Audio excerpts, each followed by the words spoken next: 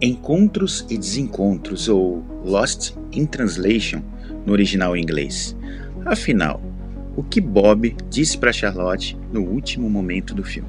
Hoje a gente vai falar sobre um daqueles filmes que carregam uma profundidade emocional tamanha que faz com que de tempos em tempos você queira revisitá-lo. Encontros e Desencontros, ou Lost in Translation, de 2003, escrito e dirigido por Sofia Coppola, é um daqueles filmes que você assiste, sente e depois precisa de um tempo para digerir. É daqueles filmes que te agarra, não quer te largar e de vez em quando te liga para que você tope assisti-lo de novo. Por mais que ele tenha uma narrativa tranquila, muitas vezes bem contemplativa inclusive, foi exatamente isso que fez com que ele conquistasse tanto o público quanto crítica de uma forma tão intensa. Encontros e Desencontros é um filme para você respirar, e às vezes, profundamente. Mas por que esse filme conseguiu se manter tão relevante ao longo dos anos? Bem, pergunta complexa exige resposta complexa. Eu acho que cada um tem uma forma de reagir a ele, mas para mim, tudo começa mais ou menos pelo cenário. Tóquio. Mesmo nunca tendo visitado a cidade, eu sempre a contemplei através de diversas mídias. E nesse filme, Tóquio não é só onde o filme inteiro se passa. Ela é praticamente um personagem durante o filme. Eu gosto como a Sofia Coppola, diretora e roteirista dessa obra-prima, conseguiu transmitir aquela sensação de estar completamente deslocado lá, sem entender nada do idioma, de se sentir um completo estranho em um mundo que funciona em outro ritmo, com outras cores e quase uma outra lógica.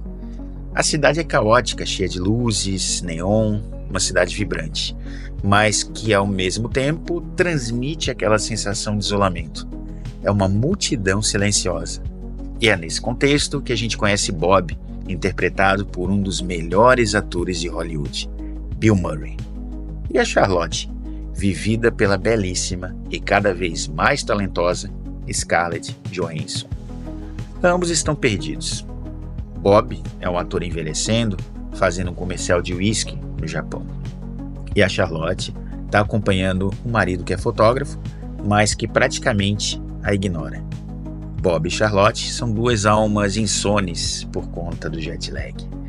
Além disso, os dois não têm muito mais em comum, mas compartilham algo fundamental: a solidão. E é justamente essa solidão que cria o elo entre eles. É uma solidão que não é escancarada, mas sutil, uma solidão melancólica. Não é o tipo de tristeza que você chora, é aquele vazio existencial que você só sente. E Sofia Coppola captura isso com uma grande delicadeza em cada olhar, em cada sorriso dos personagens. A forma como Bob e a Charlotte se ajudam naquele contexto é bonita porque é genuína. Eles não tentam se salvar, eles se escutam, se observam, compartilham silêncios. E às vezes é isso que a gente mais precisa. Eles não vivem um romance clássico, com beijos apaixonados, promessas futuras. É um tipo de conexão mais rara. No mundo caótico e ultraveloz, eles compartilham uma conexão emocional, silenciosa e breve, mas transformadora para ambos. Outro fator bastante importante e que é essencial para colocar mais camadas de profundidade no filme é a trilha sonora, que também ajuda a encenar esses momentos, com músicas bem marcantes, como a clássica More Than This, da Roxy Music, Brass in Pocket, do Pretenders, passando também por Chemical Brothers, Sex Pistols e chegando em coisas mais alternativas e melancólicas que acrescentam ainda mais camadas ao que a gente está ali vendo na tela, como Just Like Honey, do Jesus and Mary Chain, e Sometimes, do My Blood Valentine. De todas essas, a que mais marca é More Than This, da Roxy Music, por ser a música executada na famosa cena do karaokê. É uma música que carrega a mesma sensação do filme inteiro. Ela tem aquela beleza melancólica, quase nostálgica. Essa e todas as músicas da trilha não estão ali explicando sentimentos, elas estão ampliando os sentimentos. Essas músicas te colocam no mesmo mood dos personagens. Sofia Coppola, que escreveu e dirigiu o filme, mostra que sabe criar atmosfera como poucos. E ela se inspirou em experiências próprias, inclusive em viagens que fez para Tóquio. E também na sensação de estar emocionalmente desconectada em meio ao caos. Ela disse que queria capturar aquele momento da vida em que você está tentando entender o seu lugar no mundo. Isso acaba se refletindo em cada detalhe do filme. O flow da história é calmo, quase meditativo. Nada é forçado. E mesmo as pausas têm significado.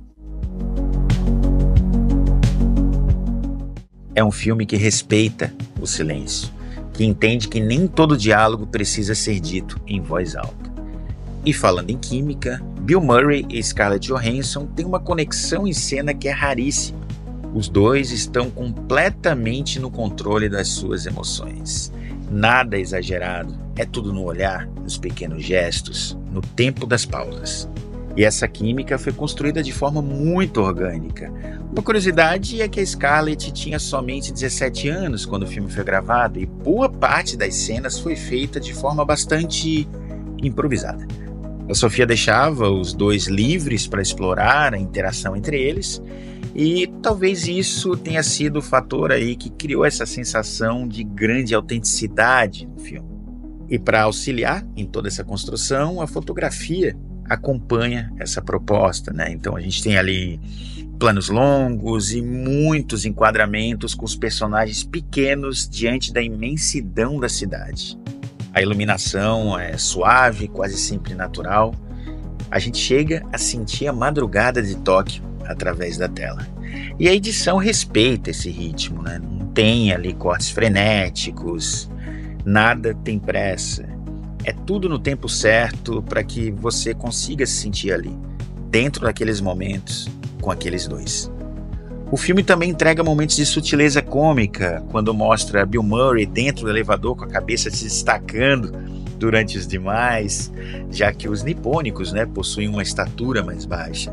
Problemas com chuveiro, com equipamento de ginástica em seu quarto, piadas onde os locais trocam o R pelo L, os excessos de cordialidade dos japoneses e outros momentos de comédia ali de situação, né, bastante peculiares, onde a própria situação é engraçada por si só, sem momentos forçados ou exagerados, mantendo aquela leveza e o tom orgânico, né, desses momentos, nos fazendo rir com eles, imaginando como a gente reagiria àquelas situações.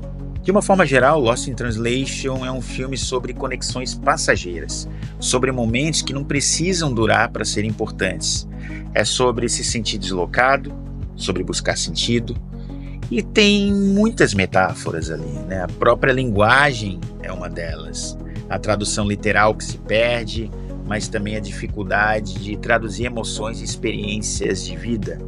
É um filme sobre o que fica não dito, sobre olhares que dizem tudo, sobre encontrar alguém que te entenda, mesmo que só por um instante, sobre como mesmo em meio ao caos de uma grande cidade, que às vezes mais parece outro planeta, é possível se sentir em casa como nunca. A melancolia do filme vem dessa beleza efêmera, aquela sensação de que algo bom aconteceu, mas você sabe que não vai durar. E talvez seja isso que torne o filme tão atraente. Ele fala com uma parte da gente que a gente não costuma mostrar, a parte que sente, mas não sabe exatamente por quê. E esse filme faz tudo isso sem um grande orçamento, custando apenas 4 milhões de dólares e que chegou a faturar aí, na época, mais de 100 milhões. Ele foi gravado com uma equipe enxuta e muitas cenas, né, foram feitas sem permissão, inclusive oficial, da prefeitura de Tóquio. A correria, com a câmera no ombro. E mesmo assim, ou talvez por conta disso, ele tem uma autenticidade que é difícil de encontrar em grandes produções. Bill Murray, por exemplo, topou fazer o filme sem contrato assinado, A Sofia ligava para ele diariamente, durante semanas, esperando que ele aparecesse no set de filmagens. E ele apareceu. E mais, dizem que ele se inspirou em Harrison Ford para compor o personagem do Bob, principalmente na forma contida, de expressar as emoções. E por fim, o que vocês acham que foi dito naquele sussurro final? Bem, a cena final do filme, quando Bob se despede da Charlotte, é uma das mais comentadas até hoje. Talvez uma das melhores decisões de roteiro de todo o filme.